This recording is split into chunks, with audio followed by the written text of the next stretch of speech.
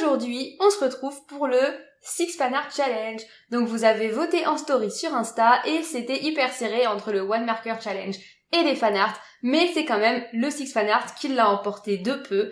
Donc c'est parti.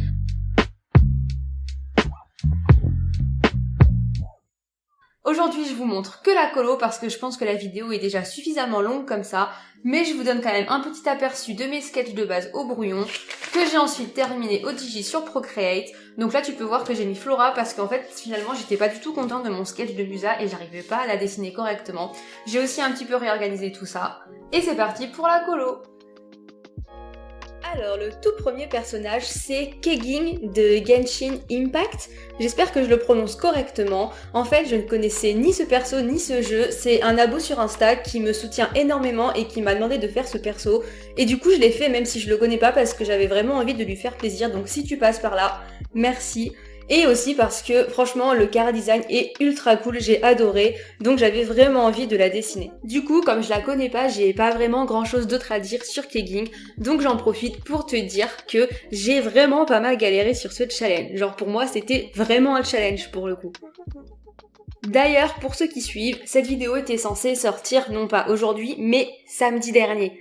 Donc je suis en retard d'une semaine, ouais quand même.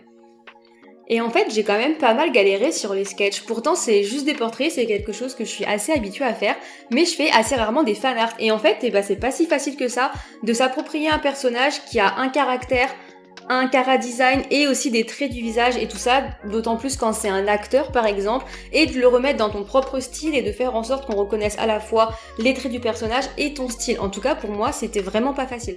D'ailleurs, il y a certains persos, j'arrivais tellement pas à les dessiner que j'ai dû changer d'idée au dernier moment. Par exemple, je voulais faire Tilk de SG1, pour ceux qui connaissent, et vraiment, ça passait pas du tout. Au bout d'un moment, j'ai arrêté le massacre, mais peut-être que je vous mettrai une petite photo de la catastrophe pour ceux qui restent jusqu'à la fin. En tout cas, pour Kegging, ça s'est plutôt bien passé, c'est vraiment pas celui où j'ai eu le plus de problèmes. Pour la colo, j'ai utilisé ma technique de colo habituelle que tu peux retrouver dans à peu près toutes mes vidéos, c'est-à-dire que j'ai commencé par des couches très légères en pigments, puis j'ai augmenté la saturation et les valeurs progressivement jusqu'à arriver au stade où ça me convenait.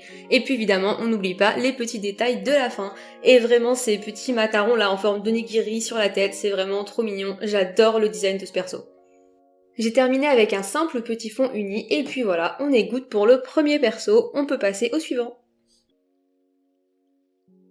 Et le suivant, c'est Draco Malfoy de Harry Potter. Alors je sais, tu ne l'as peut-être pas reconnu parce que je lui ai donné l'apparence d'un enfant de 8 ans qui a l'air beaucoup plus sympa que le vrai Draco.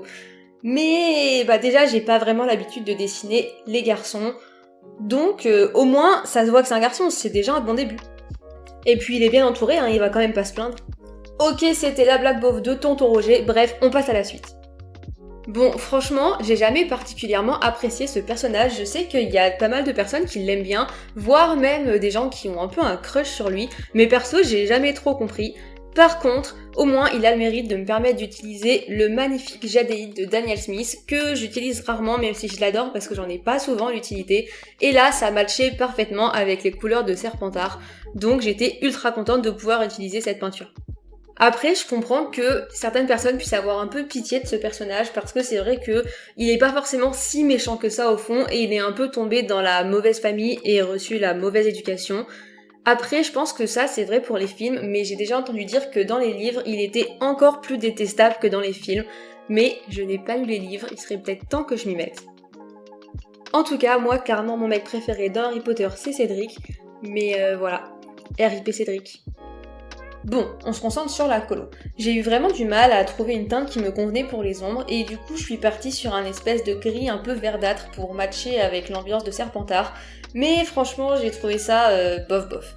Et quand je me suis rendu compte que j'étais pas tellement fan du rendu, il était encore temps de changer puisque les ombres étaient encore à peine esquissées.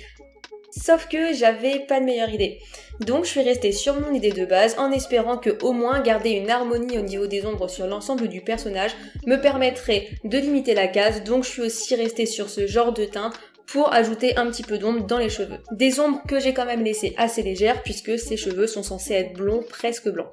Au final, même avec du recul, je n'ai toujours pas de meilleure idée sur comment j'aurais pu faire pour coloriser sa peau.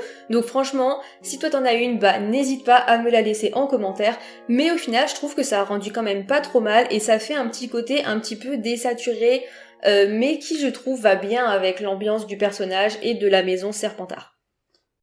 Pour le fond, j'ai à nouveau utilisé la couleur de Daniel Smith que j'avais déjà utilisée sur son polo, mais mélangée à du noir de lune pour avoir un effet de granulation vert et noir, et donc j'ai laissé jadéite pur sur le fond.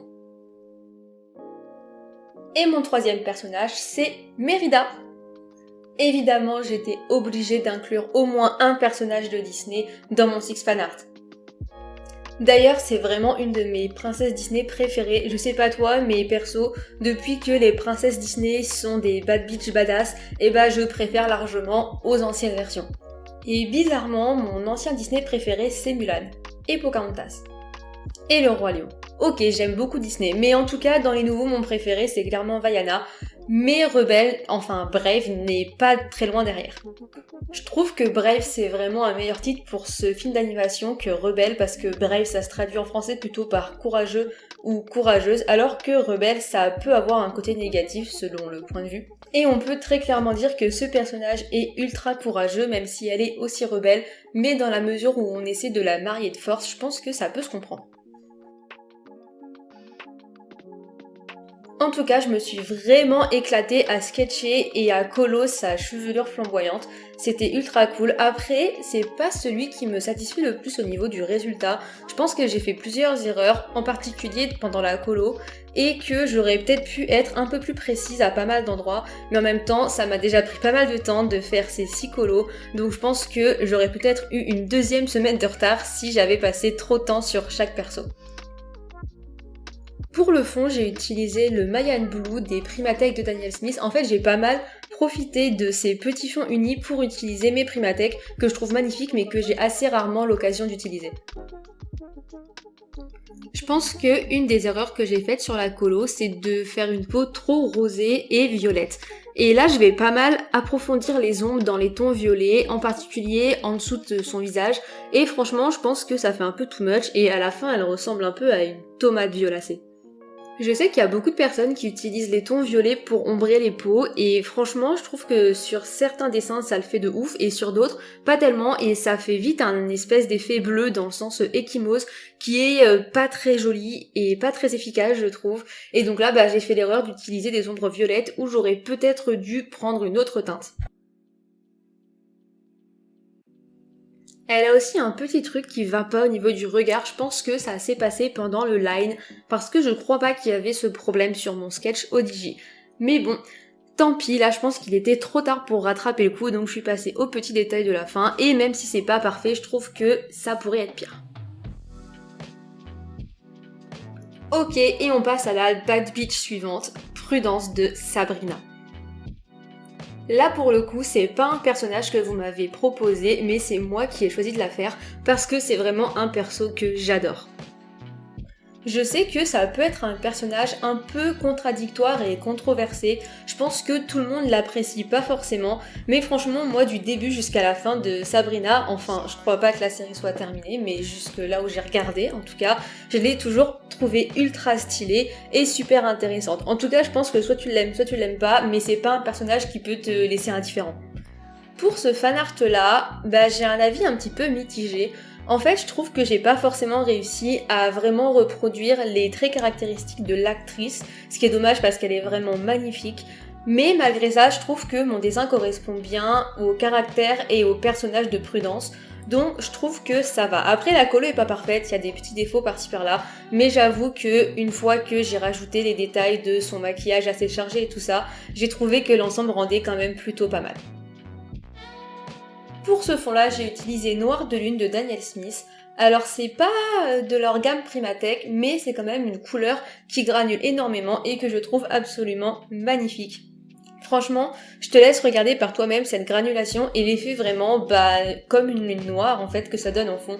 Je trouve ça ouf et ça va tellement bien avec le caractère et la magie un peu noire de Prudence que je trouve que c'était le fond parfait pour aller avec elle.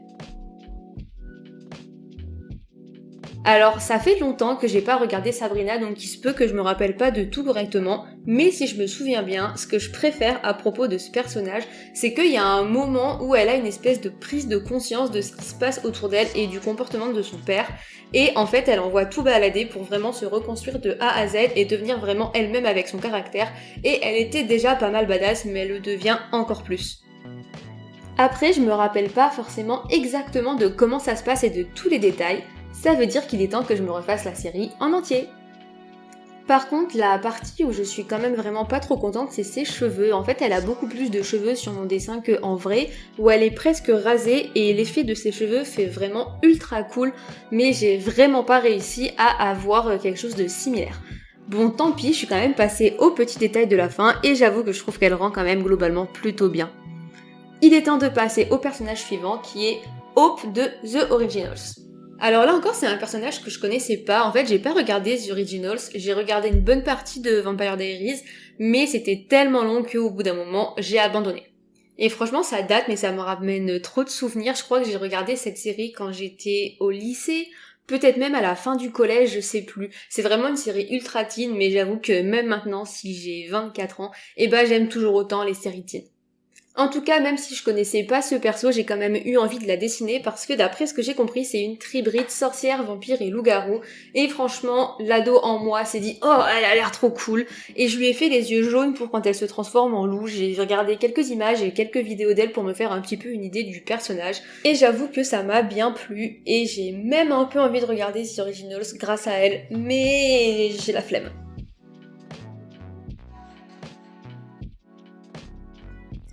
Franchement, pour Hope, la colo s'est plutôt bien passée, j'en suis vachement contente et je vois pas trop de défauts dessus. Alors bien sûr, ça veut pas dire qu'il y en a pas, ça veut juste dire qu'au niveau que j'ai actuellement, je les vois pas.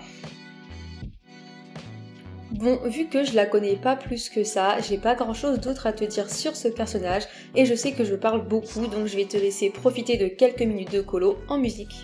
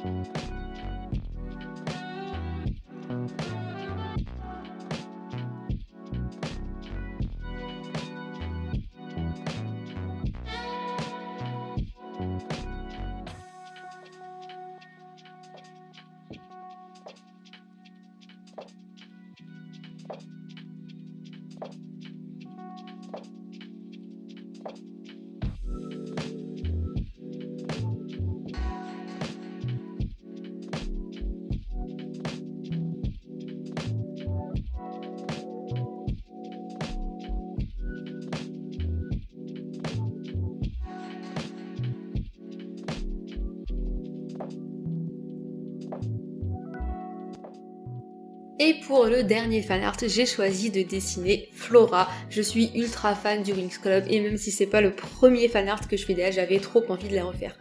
Même si t'as pu voir en début de vidéo que de base je voulais dessiner Musa, mais franchement après plusieurs essais j'arrivais vraiment pas à obtenir un sketch que j'avais envie de vous montrer, donc j'ai fini par opter pour Flora. Et de toute façon de base j'hésitais entre les deux parce que j'ai vu la reprise par Netflix des Winx et franchement j'adore Netflix, je pense que tu l'as compris, mais là vraiment c'était pas possible. Entre Musa qui s'est fait complètement whitewasher et Flora qui n'existe pas, on n'en parlera pas plus.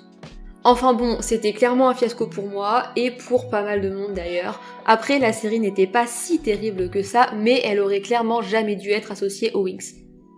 Après, bien sûr, c'est que mon avis, et si toi t'as kiffé la série, franchement, tant mieux. En tout cas, est-ce que toi t'as vu ce remix? Si c'est le cas, vraiment viens me donner ton avis en commentaire, parce que j'avoue que j'ai pas regardé tellement de critiques, je pense pas qu'elles étaient très bonnes, mais une fois que j'ai terminé la série, j'ai fermé mon ordi, et j'ai décidé d'oublier cette catastrophe pour toujours.